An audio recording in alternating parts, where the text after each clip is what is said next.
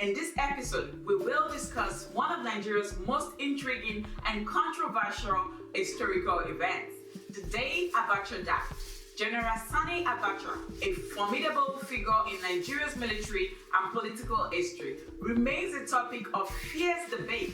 To some, he was a patriot who stabilized the nation during turbulent times. To others, he was a dictator whose rule was marred by human rights abuses and corruption. But on June 8, 1998, the life and legacy of his polarizing leader took a dramatic turn when news broke of his sudden death. Born in Kano in 1943, Sani Abacha rose through the ranks of the Nigerian military, carving a name for himself as a strategic and calculating officer. Abacha was no stranger to coups. He played a pivotal role in nearly every major military takeover in Nigeria except the January 1966 coup led by Major Kaduna Nzeugwu. That there is a groundswell of opinion that the cycle of military intervention be terminated. By the 1990s, Abacha was not just a kingmaker, he had become an ambitious figure with his sights firmly set on the presidency. When the opportunity arose in 1993, Abacha seized it.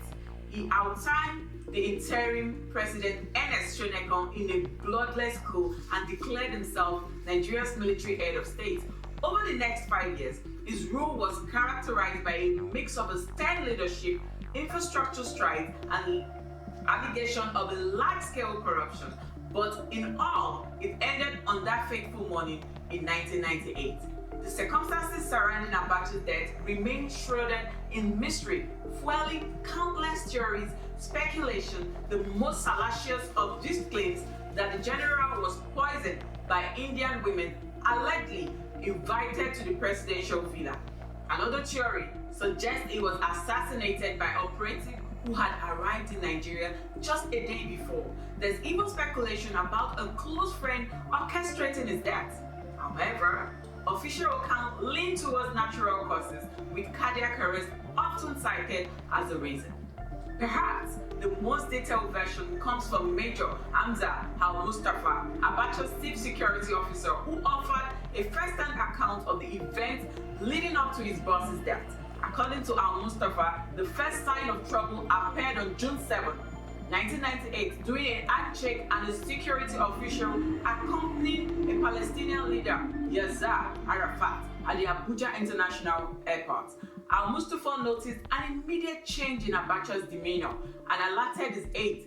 Later that evening, Abacha's personal doctor administered an injection and advised him to get some rest. But by dawn, the situation had worsened. Security personnel rushed to Al-Mustapha's quarters, informing him that Abacha was in critical condition. When Al-Mustapha arrived at the villa, he found the head of the state struggling to breathe. The doctor administered 2 more injections, one to the heart, another to the neck, but to no avail. By 6 a.m., General Sani Abacha was pronounced dead. Al-Mustapha vehemently denies the rumors of poisoned apples or women, dismissing them as fabrications meant to tarnish Abacha's legacy. He described the general's passing as a natural and sudden collapse of health. As news of his death spread across Nigeria, was thrown in a state of shock and uncertainty.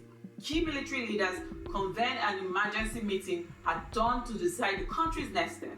By the end of the day, General Abubakar was appointed as the new head of state.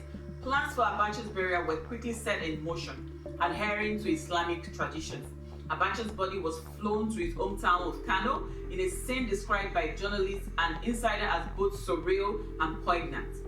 One account, detailed in the book Inside Aso Rock by OG Radio, Nigeria State House correspondent, paints a vivid picture. The general's body, not placed in a casket, was carried into the plane and laid near the passengers as the aircraft hit turbulence. The uncovered corpse occasionally shifted, revealing its stark reality to those on board. Upon arrival in Kano, Abacha's remains were transported to the central mosque for prayer before being interred at his family compound. The burial, completed by 10:05 p.m., marked the end of an era in Nigeria's post-colonial history. Abacha's legacy is deeply polarizing. For some, he was a strong man who brought stability and initiated significant projects. For others, he was a ruthless leader whose tenure was synonymous with repression and greed. Regardless of the narratives, his death remains one of the most dramatic and mysterious chapters in Nigeria's political history. As we reflect on June 8, 1998, we are reminded of the fleeting nature of power and enduring questions about leadership and legacy. That's all for the episode for Political History on an Headless. Do not forget to like, share, and subscribe for more fascinating dives into the past, and let us know your thoughts on Abacha's life and death in the comment below. Thank you. Stay.